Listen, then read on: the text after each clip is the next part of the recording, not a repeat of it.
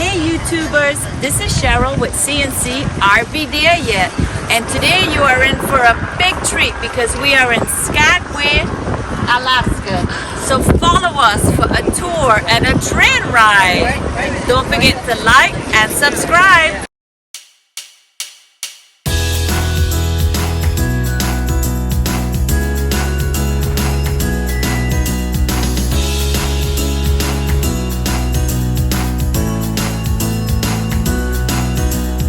Taking my chances along with my dreams. Skagway is a compact city in southeast Alaska. Skagway is set along the popular cruise route on the Inside Passage, and it's home to the Gold Rush era. Skagway has a population of around 1,000 people, but this small town can accommodate about 4 cruise ships at a time and thousands of people. Skagway is also home to the White Pass and Yukon Railroad. This is the most scenic railway in the world, a must-see. There's also a lot to do in Skagway. You can tour the town, you can go hiking. There's all kinds of excursions in Skagway. Our excursion started with a city tour. Here, like I said, we might get down to -10. Maybe you'll get down to -20 with some wind chill and humidity in the air and things. But to be honest, we're pretty lucky that we're temperate because we're so close to the ocean. What a busy day, though, huh? We got 4 ships in town. When we have 4 ships in town on a normal season, we're not calling this normal because your ships are only at, 40-60% capacity, something like that.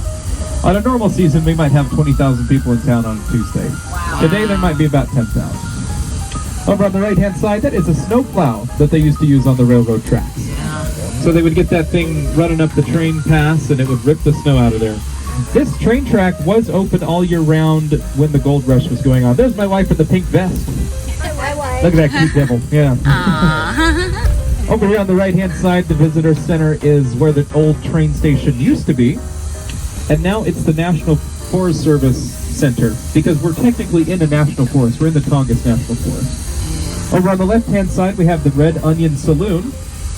The Red Onion Saloon used to be a bar and a brothel in 1898. And over on the left-hand side, we have the Arctic Brotherhood Building. The Arctic Brotherhood Building has about 7,000 pieces of driftwood nailed to the front of it. Oh, wow. If you're looking for something fun to do when you get into town, on the left-hand side, they have a museum at Corrington's at the bottom of this Golden North Hotel. I believe the museum is still free. And they have beautiful ivory work there. So if you'd like to go see, the natives are the only people allowed to carve the walrus tusk. And I think it's because it's sacred to the culture, and so they're able to carve the walrus tusk. And there's also mammoth tusks and things in there, so go check it out if that suits your fancy. We used to have 38 bars and brothels in Skagway during the gold rush, and now we have 38 jewelry stores. And so, yeah, we have a lot going on there. On the right-hand side is the Skagway Hardware Company.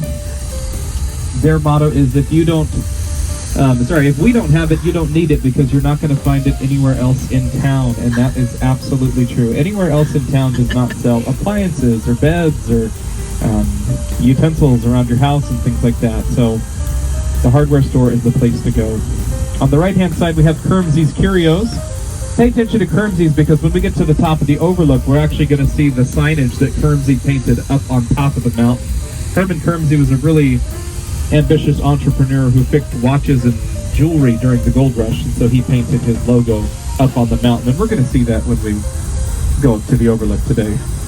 On the left-hand side, we have the Wells Fargo and the post office. There's only one bank in town. If you don't have Wells Fargo, you don't have anything. And you also have the one post office box in town, the one mailbox, I should say. Everybody in town has a P.O. box, and we have to go pick our mail up at the post office. There is no postal delivery in Skagway. Oh, wow, even in the winter? Even in the wintertime, yeah. And there's no 2-day prime shipping either, right? Surprise. There is like 3-day prime shipping though, to be honest. And honestly, a lot of people in town Jeff Bezos is losing money on this little town because our tiny town does get some pretty big ticket items that normally the price tag for delivery would be really expensive up here. Take tires, for example. I have a buddy who ordered tires for his truck, and they shipped them up here free because he had Prime. Pretty good way to skirt around the system there. On the left-hand side, we have the Skagway Library. Over on the right-hand side, this brown building with the red roof is where my daughter goes to daycare. She's 2 years old. And the lady that takes care of my little girl's name is Miller. The lady that takes care of Miller is named Grandma Linda. And Grandma Linda has self-proclaimed that potty-trained half the town. So she's been taking care of kids for a long time. She's been up here for, I think, 50 years. So she's really been taking care of these kids up here. Yeah, I know. She really does a fantastic job. Over on the left-hand side, we have the Skagway Rec Center. The Skagway Rec Center used to be the old school, and then I'll show you where the new school is. The Skagway Rec Center is a fun story. All the cruise ships that came into town, we really started getting cruising, became a popular idea, at least in this area, in the 1980s, after they opened the train up for tourism. And so one of the cruise ships that retired in 2001, something to that effect, they left all of their workout equipment in Skagway. They donated it. And so they filled up the old school full of the workout equipment, and they were able to build a new school for those kids. And it's a pretty nice school. We'll see it up on the left-hand side here in just a little bit. This is the school zone. There are no buses in town. And this is a big deal because there's only 47 children, kindergarten through 12th grade. And sometimes there's grizzlies that come into town, and I'm not kidding, and they are big creatures, right? Grizzlies are about 1,200 pounds, and so it's a big deal when you have these kids walking around without, bear spray and things like that in the winter times. Over on the left-hand side, that's the school. Like I said, 47 kids, something like that. The school cost more than Alaska. It really did. It was several $1 million, and I can't exactly remember what the U.S. bought Alaska for, but it is more than the state of Alaska. Obviously not adjusted for inflation, but it was a pretty good deal that we got Alaska.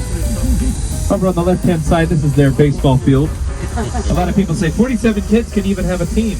Absolutely. They have teams of, the districts, right? So all of Southeast Alaska might have a couple of teams, and the one or two ambitious ball players here might decide to join the Juneau League or something to that effect, that they will fly out to Juneau to play games. And it's crazy because, when I was in high school, I played football, and every Friday we'd have a game, and we'd either go away or stay in town or whatever, and that was it. We'd take the bus, and I think the furthest we ever went was 2 miles or something, or 2 hours or something. Here, they take a trip, and that's for the weekend. And so, they might hop on a plane on Friday, and they might get back to school on Monday. It's crazy. A lot of these homes in this area, especially this one on the left-hand side, a lot of the bigger houses are going to be for seasonal workers. There are people that live here, right? There's 950 people that claim themselves as permanent residents. But that jumps up to about 1,500 people when we have a season like we have right now, right? People are coming into town to work, and then they leave just as soon as the ships do. Over on the right-hand side, we're going to see a little log cabin-looking thing, and it has a tank on the outside of it. That's a propane tank. Propane does pretty well here because it doesn't get below, I can't remember the freezing point for propane, but it's pretty low. It's sub 40, negative 40, I should say. And that doesn't happen too often here. Again, because we're so close to the ocean that we have fairly temperate weather. How you folks doing back there? We got some fresh air going, but are you doing okay? Comfortable? All right. I keep it a little cooler up here for myself. Over on the right-hand side, we're going to see the Skagway River. But check out these ball things that are up on the lines. Those are for the planes, because the runway is just to our left. So those planes will swoop around, and they'll come down, and they'll land just to the left of us. And we are going to see that runway when we get to the overlook today. If you take a look to your left-hand side, you'll see a plant with a really big leaf and some stalks coming out of it. That's rhubarb. You guys have heard of rhubarb, right? Yeah. We got rhubarb. Rhubarb grows so good here that we have a rhubarb festival. So every week of solstice, which I think this weekend is the big solstice party, So either this weekend or next weekend, we're going to have a rhubarb festival where all the rhubarb in town is harvested.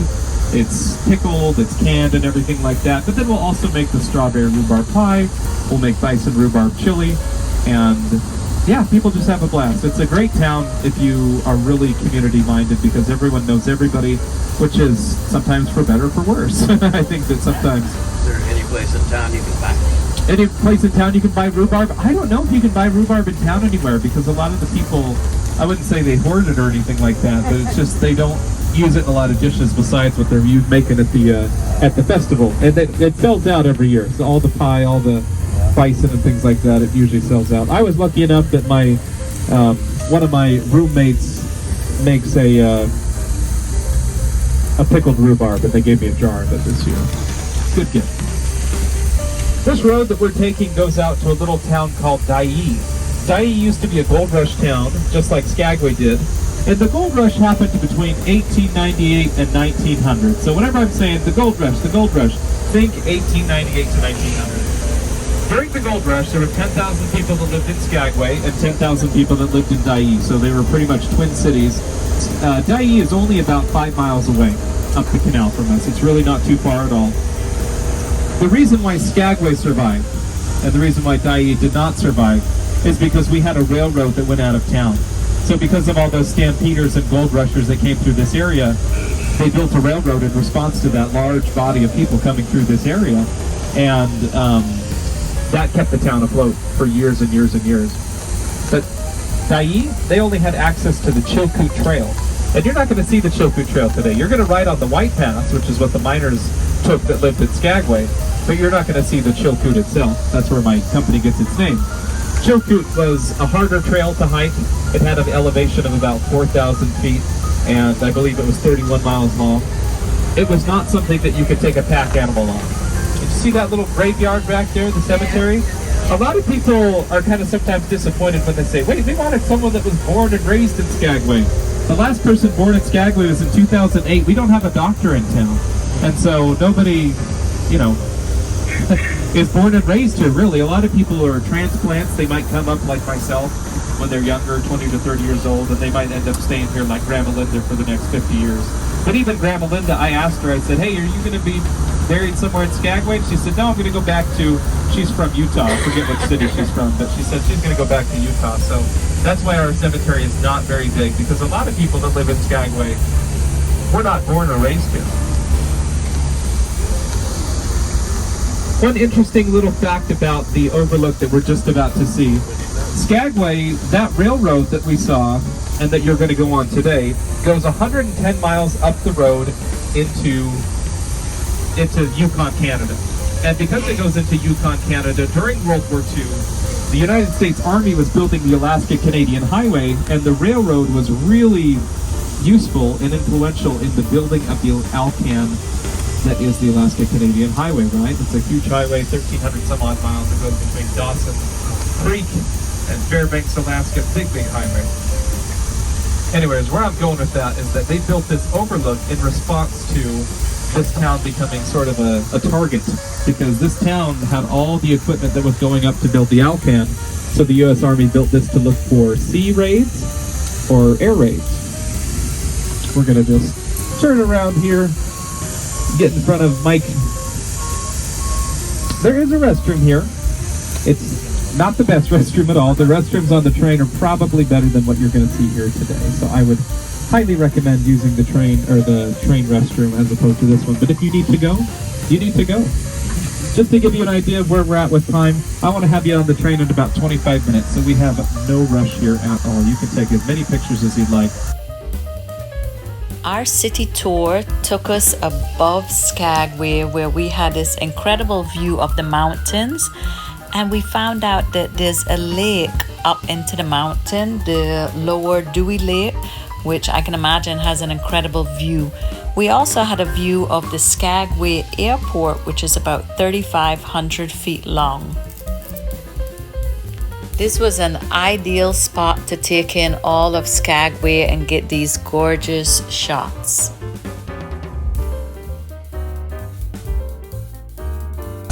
Over on the left-hand side, we have the clinic. The H for hospital is a little misleading because we don't have any doctors, right? We don't have any doctors. We only have nurse practitioners or physician's assistants. And because of that, we don't have very many kids being born here like we talked about.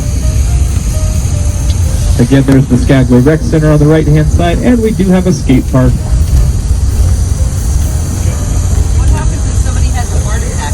What happens if someone has a heart attack? That's a great question. A lot of the nurse practitioners and physician's assistants are pretty well trained, but if you need immediate medical attention, you better hope that you have Chilkoot Gateway Insurance. Chilkoot Gateway Insurance is a flight company here, and if for $150 a year, you can pay an annual fee that will allow you to take life flights. If you don't have that insurance, it costs you $150,000. Oh my God. So you better, if you have a heart attack, you just say, let it finish the job, because that's a lot of money. I had a buddy of mine who was going to be going to dental school. He was just ready. He'd finished his undergrad. He was all ready to go. He was climbing at the gym, because we have a rock wall in there. He fell, he tore his ACL. It's bad enough, I guess, that they had to take him to Juneau, and it cost him $150,000. And so he did not go to dental school. Couldn't get a loan, you know, he just owed so much. So this is the main drag. This is Broadway. When you're back in town, here's what I would do. Now this is the important part if you want to go back in town.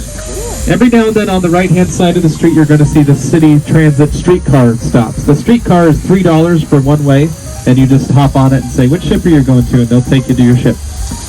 But anyways, that's all along the right-hand side. They're on the left-hand side of the road too. Just look for streetcar. But if you don't want to take the streetcar, walk down that main road, take a left on 2nd Avenue, because 2nd Avenue is where your ships are parked. From this spot right here, it's maybe 15-20 minutes to your ship, if that. If you're walking at a good pace, you might even make it in 12. Over here on the right is the Skagway Museum. It used to be a girls' college, but there were never enough girls in Skagway, so they turned it into a museum. And City Hall is on the top. So we have the City Hall up top there. Multi-purpose. So you know where downtown is, right? It's right there. That's your train. So if you're coming back, if you don't want to come back with me to the ship, because I'm going to be going to the ship, right? You're right here downtown. If you don't want to go to the ship, it's right there.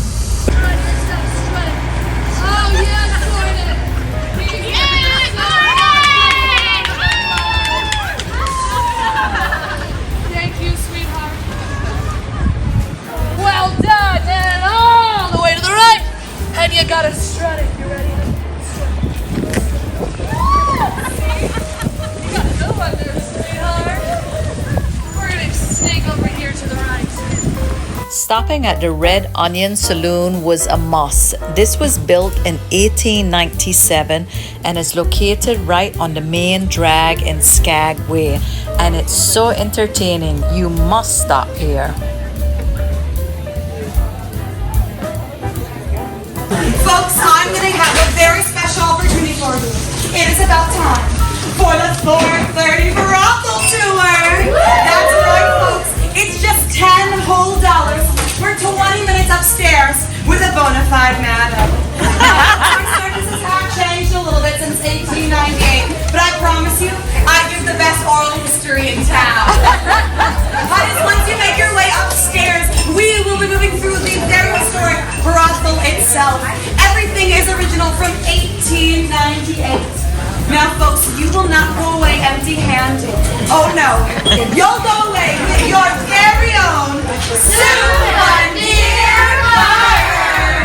If it sounds like a good time to you, close on out with your servers and your bartenders. You take very good care of them down here, so I can take very good care of you upstairs. All right, now, honeys, true to my name, they don't call me Trixie Turner for nothing. I'm going to give you a free show, but I do need a little bit of encouragement, all right?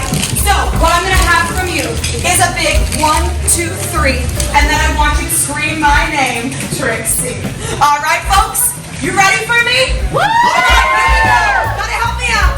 1, 2, 3, Trixie!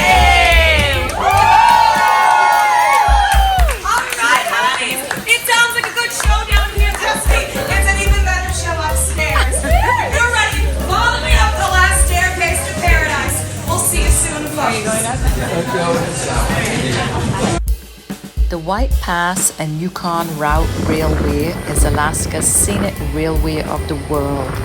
This will cost $134 for an adult or $67 for a child. It's 40 miles round trip and takes about 3 hours. This was the highlight of our trip. It was so beautiful. This is something you must and Yukon do route when you're visiting Skagway. It's a rare story in the history of railroad building. Every railroad has its own colorful beginnings. For the White Pass, it was gold. Discovered in 1896 by George Carmack and 2 First Nations companions, Skookum Jim and Dawson Charlie.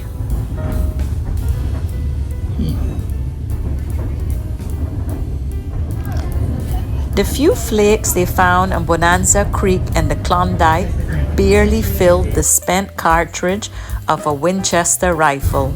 However, it was enough to trigger an incredible stampede for riches, the Klondike Gold Rush. And Skagway gets its electricity from the river using hydroelectric. Our group was seated into the back of the train, into the caboose, and it was a perfect spot because we were able to go outside and take photos and videos from the back of the train, which was just perfect. We started at sea level and made our way up to almost 3,000 feet high, and it was just incredible because we went from no snow and ice to probably about 6 or 8 feet of ice up at like 3,000 feet.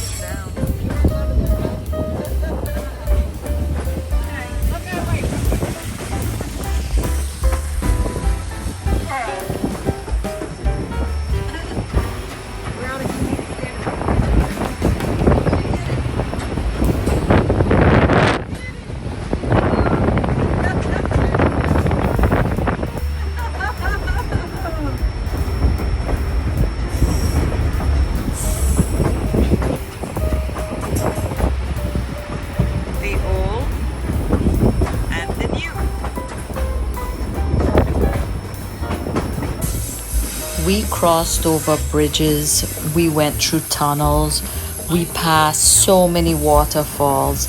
The beauty onto this train ride is just magnificent.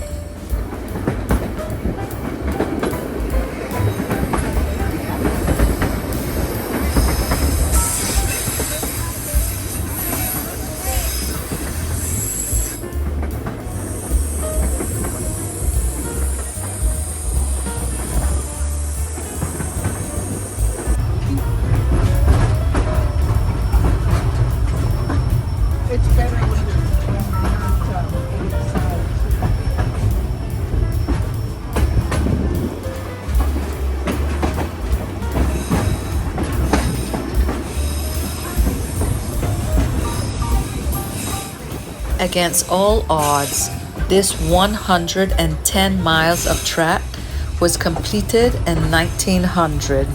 It cost $10 million and over 35,000 men worked on this railroad.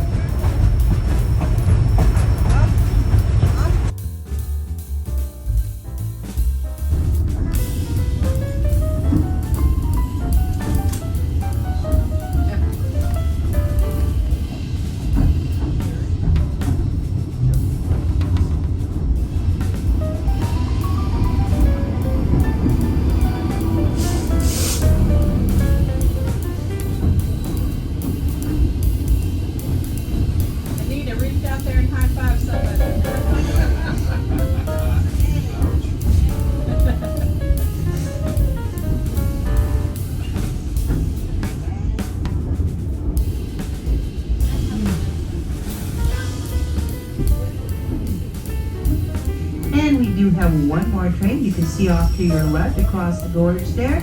She's making her way down the track.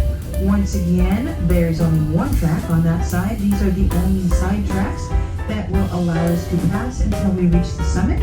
So we will wait here for just a little bit. There's the Panama Canal, Eiffel Tower, and the Statue of Liberty. After passing the bridge, we will be going through our second tunnel that is nearly 3 times as long as the previous one at 670 feet. And once again, we will be in darkness for a few moments.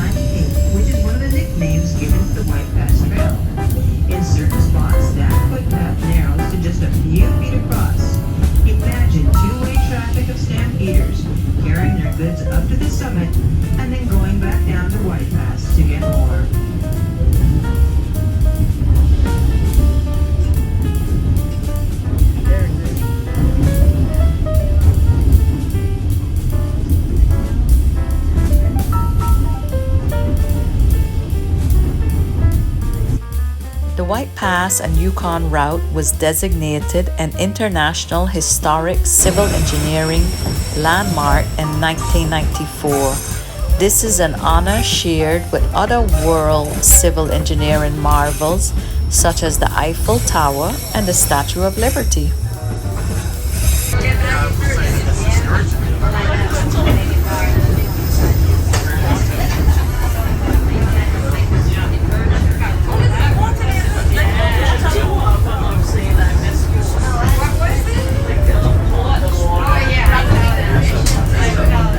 In just a few moments, we will have reached the White Pass summit at an elevation of 2,888 feet.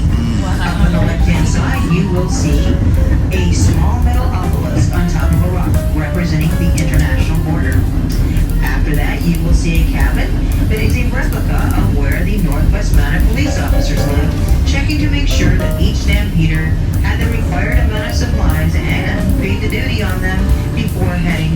Yukon. Now just imagine, we're in June and there is still snow out there. Imagine these stampeders that got to the top, finally with all of their goods, paid their duty, and now they would have to make a sled and continue on 20 more miles to Lake Bennett, where they would have to build a boat, then float all their goods 500 more miles down to the Yukon River to meet the Goldbills in Dawson. Quite an adventure.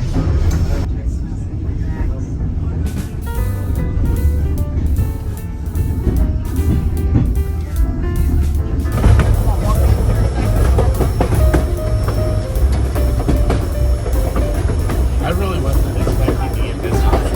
Right? Doesn't this look like meringue from lemon meringue pie? A little bit. Oh, you're getting hungry. Look at the little cabin.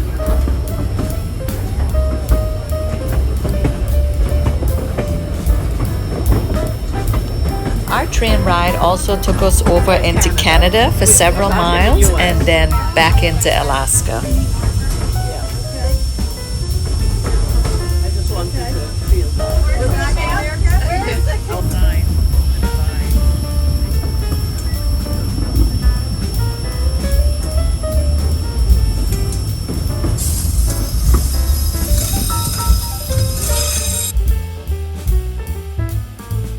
This wall located next to the ship pier is known as the ship's signature wall. It's pretty cool, and in the middle there's this skull painting that was painted in 1926 and it's still very clear.